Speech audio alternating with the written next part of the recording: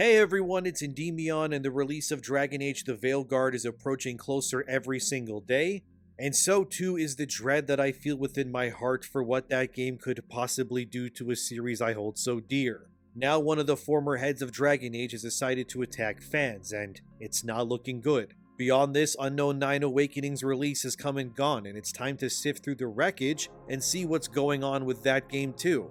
And the whole sweet baby agenda continues to wreak havoc on the games industry, but let's first get into Dragon Age. The game comes out October 31st, it's almost here. I should feel excited since I do love the previous games, however, there's a sense of foreboding dread when I think about what this game might end up becoming in due time. I already spoke in my previous video on supposed leaks that came from a playtester that beat the whole game last year. And they confirmed that the game is full of modern audience slop and plenty of moronic decisions, like the Qunari companion Tosh referring to themselves as non-binary, which already sent off warnings for me since Qunari refer to themselves with their titles that they have within their society. So the only explanation for why this Tash character was like this was that they were a Tal Vashoth, which is basically a heretic of Qunari society. I truly hope what this playtester has said gets fixed, but I'm not too sure my prayers will be answered. Well, now a former Dragon Age dev who was at the forefront of the previous 3 games has come out to say that anyone who attacks Veilguard is an incel chud, which is not good, fellas, for many reasons that I'll show. The person in question is named David Gator. He hasn't worked at BioWare for quite some time, yet has had a hand in varying degrees with their games in the past, especially Dragon Age. He said most of this from the social media website Blue Sky, which from what I gather is just a worse Twitter that a lot of these game devs are now migrating to. Probably because they feel like they can have their own little echo chamber there or something, but let's be real. In a month or two, most of it, if not all of these people, will just migrate back to Twitter like they always do. But David had a lot to say, and frankly, a lot of it made me disappointed more so than it made me mad. First, he said via Blue Sky, the females aren't hot enough yet because they're clued into the notion this is obviously incel behavior. They've swapped out unattractive for masculine and thus transgender because that's a framing which makes them seem political instead of porn-brained, but we all know what they mean. And here I am recalling how this has been a thing ever since some dude whined 10 years ago about Cassandra actually being a man. Posting over and over and over about her giant jaw and posting phrenology pics to scientifically prove why his PP remains flaccid. It's very weird to see a man pushing well over 50 years old speaking like this, but I can't say that I'm surprised. The delusion that has been gripping the game industry since around 2014 until now has created 2 very different versions of that same industry. On one hand, back in 2014, many of these things that David Gator complained about were minuscule at best. Complaining that Cassandra was a man, that kind of feels dumb to me since personally, that was who I romanced in Inquisition when I played the game originally myself. I actually found her character to be very interesting, much more so than when she was in Dragon Age 2. I love the idea of her lineage being tied to this almost worship of death and how sarcastic she was. As for how she looked, to me anyways, I thought Cassandra looked fine. She has a unique look to her. The short hair didn't bother me because she looked very distinct. But thankfully, from my perspective anyway, she was still very feminine, even though she essentially filled the role of a tank within the party. She's a Templar, for those unaware. Templars are basically magic-killing machines in Dragon Age's world. They consume lyrium, which is a mineral found deep below the surface of Thedas, the world of Dragon Age proper. By consuming this mineral, Templars are given an unnaturally strong resistance to magical attacks, making them powerful counters to rogue mages which they hunt. Based on what I was told by a former BioWare developer, and I could be wrong, but this person has had a lot of cred with BioWare. Based on what I was told by a former BioWare developer, I was told that lyrium is actually the remains of the dwarves' old gods. And from what I gather, as I was told, it was that the Dreadwolf killed these dwarven gods at some point, and then reduced their bodies to mountain of corpses that now live beneath Thedas. So in a way, these Templars are pretty much huffing and inhaling the remains of dwarven old gods in order to kill mages. Which I mean makes sense by the way, since dwarves are the only ones that can mine lyrium safely to begin with, since they have an unnaturally high tolerance to magic already. And fun fact, dwarves cannot be possessed by demons because their connection to the Fade has been severed. It's why in the games you've never been able to play as a dwarven mage, but from what I'm told, the reason why this is because the Dreadwolf severed the dwarf's connection to the Fade at some point. But I mean, we see in Veilguard's trailers that Harding, who's a dwarf, can use some form of magic now, and that is likely tied to the whole Titan thing in the Inquisition DLC being found, which are the very same dwarven old gods that the lyrium comes from. Sorry for the lore dump here, but like I said, I know a lot about Dragon Age's world, which is why I feel uniquely qualified here to speak on these things and decipher Gator's words. He keeps going, and unfortunately, the more Gator speaks, the worse his clear delusion becomes, he also said via Blue Sky. Apparently, the usual suspects are upset at how woke the new Dragon Age is, and apparently sudden and unexpected development in the series effing tourists. Okay, here Gator might have a little bit of a point, let me explain why. Largely speaking, Dragon Age and even Mass Effect have been very progressive in how they display the genders and such within their society and games. For example, in Mass Effect, you have people like Captain Anderson, who is just awesome, everybody loves Anderson, he's dope. And there's plenty of characters that are POCs or women, especially in Mass Effect, that are in power. And that's fine with me too. In Dragon Age's case, there are many factions ran by both men and women, but the key here is that it never felt one-sided in any way within either of these games. The Chantry, for example, which is basically like a big religious thing in Dragon Age's world, is usually always commandeered by a woman at the very top of that religious group. The Chantry is always led by a woman who they call the Divine. If you remember in the very beginning of Inquisition, the Divine dies at the summit meeting between all the different groups of Thetis, which ends up, leading to the story going where it goes. And at the end of Inquisition, you can actually choose who becomes the next Divine. For me, I chose Cassandra, but you can also choose Liliana as well, for example, from Origins. Even back in Dragon Age 2, Aveline, another companion, was also the captain of the guard for Kirkwall, where that game takes place. None of this felt out of place, because the disparity between positions of power held by both men and women, they felt evenly placed. Thus, it was fine. I think what Gator is saying here is just angry and unwarranted, and I think he's not viewing the current landscape of gaming today, and then juxtaposing them against the time period of when he made those Dragon Age games himself. Which in his case, the last Dragon Age that he shipped was in 2014, Inquisition to be exact. And the time period of 2014 versus now, it couldn't be any more different. The ethics in games journalism has become unhinged, and the difference between what the players want versus what the game devs or industry or journalists want have never been more different. So I think calling people tourists in terms of the situation is unwarranted personally. They are not tourists, and I don't think attacking thousands of potential customers who have become accustomed to recognizing patterns in their media as to when or not to open their wallets is a good way to ensure the future of a series that you poured your blood, sweat, and tears into is a good way of going about this. The best thing Gator could have done in hindsight is say that he's excited for Veilguard and then wish the team the best and then just kept his opinions to himself. But alas, some game devs at least have what we call massive egos, unfortunately. Gator even answers via Blue Sky whether he will play Veilguard or not, to which he says, "A question I've received frequently as of late, will you be playing the new Dragon Age?" asked with a degree of, I don't know, anticipation. Like this is something I do covertly to spite the current team or out of interest in hearing my true and honest thoughts. My answer, it's complicated. Honestly, I don't think I can play and enjoy the game like other fans play and enjoy the game, not ever. On one hand, it'd be fun to play my first Dragon Age game post-release without seeing all the compromises and cuts and disappointments from years of development. On the other, it's my baby, it's moved on. This is a fair assumption. It's like seeing something you shaped being handed off to a different team, which ironically still uses your previous team's name in BioWare when a lot of people have left that team already. So I understand the complicated feelings behind it, and I feel the same for him too. As a massive fan of BioWare games 2014 and before anyway, I too feel very complicated about all of this. Because I love Dragon Age. I want nothing more than to enjoy a great adventure in the lands of Thetis again. But the crippling reality always grips me knowing that I cannot enjoy most of these westernized games these days because of the current climate that we are living in, where ideas are not presented but instead beaten into players' faces. Genders are not treated equally at all. There's usually an uneven imbalance of representation where women will likely be in power many times within these games, and then men are just relegated to either being villains or incompetent leaders that will eventually be replaced by the much more capable women by these studios' design. As complicated as it is for Gator, I can attest to the same. This game has all the makings to be a nuclear woke atom bomb being thrown on the entire Gamergate 2 situation. But there's still a part of me deep down that knows I need to experience this game because I owe it to myself as a Dragon Age fan to see if my fears are true or not.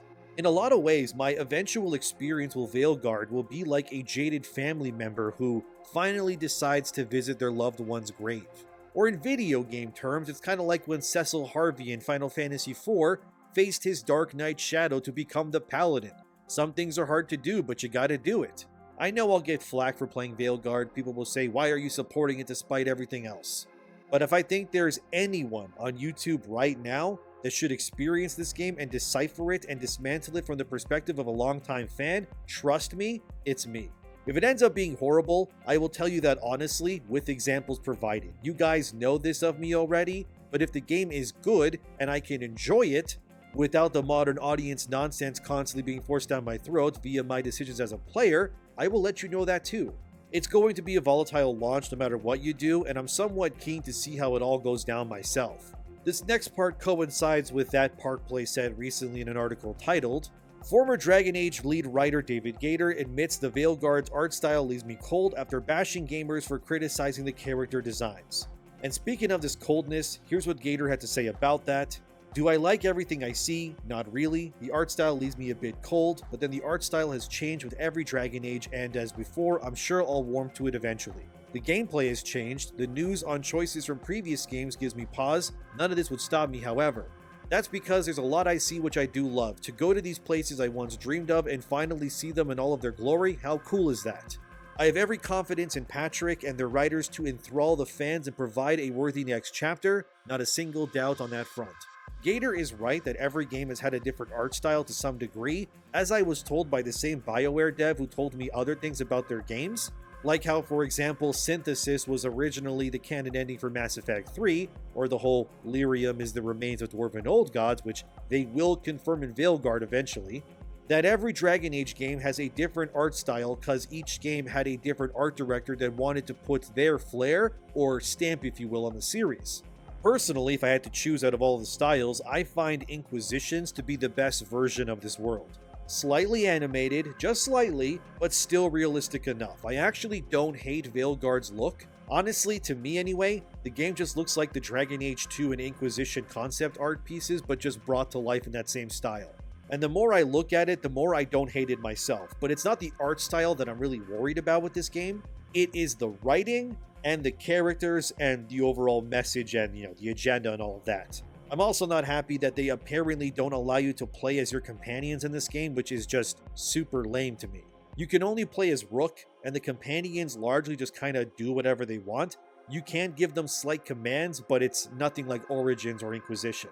And I just find it to be very lame myself. The beauty of Dragon Age was this amazing mix of CRPG mechanics being baked into a more receptive and real-time action-oriented gameplay experience. Again, removing the ability to play as the other heroes is baffling to me, but I guess we'll see. But the fact that Gator admits that the art direction and what he saw has left him cold, that's his words, not mine. That's him agreeing with the players at large, whether he wants to admit it or not. He knows there's something weirdly off about all of this.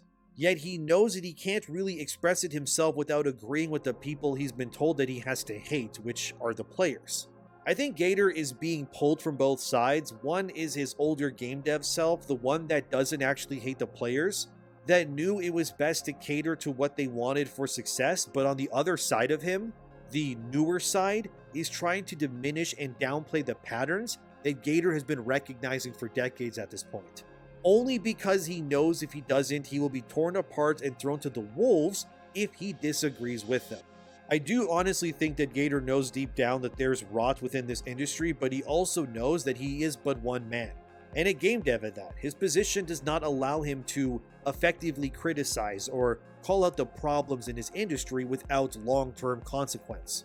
The only game devs who can exist within these spaces and rightfully call out their peers without any meaningful repercussions are pretty much just indie devs.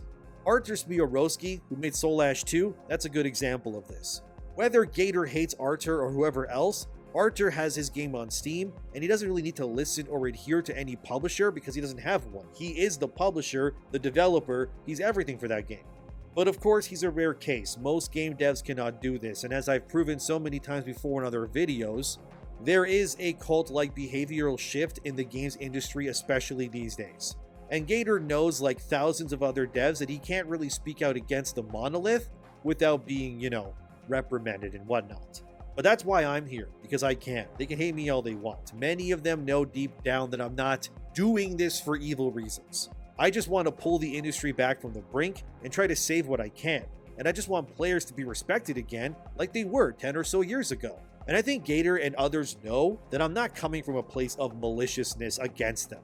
I just want game devs and the studios and the executives and the publishers, and especially the games journalists, I want them to see players for who they are, which are real human beings, and not just these walking wallets meant to be exploited. Of course, none of this is going to happen in a single day, it'll take time, so I'll speak for those who can't, and I think that Gator understands this, he just can't actually say it himself. I think the big problem here, based on the leaks from that playtester I did a video on before this one, is that modern game devs cannot remove the real world nonsense from their games' worlds meant for escapism anymore. Adding buzzwords like non-binary or they, them, etc. to your world where things like, TVs and cars don't even exist yet is ridiculous to me. A world where there's demons trying to eat your dreams or zombie-like spawn monsters trying to corrupt you, it doesn't really leave a lot of time for the people of Thedas to stop and think, you know what? What are my pronouns? Objectively, these would not be the things the people within this world would actually care about. They don't know what a credit score is, what subscribers mean, and they definitely would not care about the pronouns of others. These are concepts that are from the modern world that are being retroactively added to worlds that are in the past. It doesn't make any sense. A world like Thedas is only concerned with stuff like the invasions by demons, making sure they have food to eat and a place to sleep. And the point of these worlds is to have escapism for the players, yet these modern game devs just can't seem to understand this.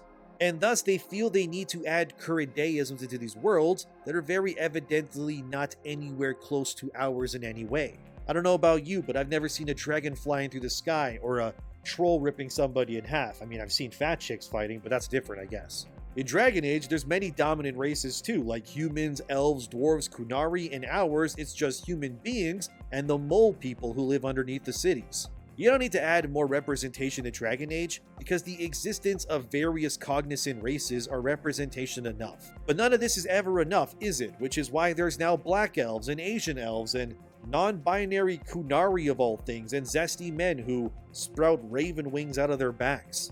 But Gator had more to say, so let's keep going. He then states what could stop him from enjoying Veilguard, to which he replies, "So what would stop me? Ego, probably. If I love it, I know a selfish part of me will ache that I wasn't part of it, and if there are parts I don't love, a part of me will wonder how it might have been.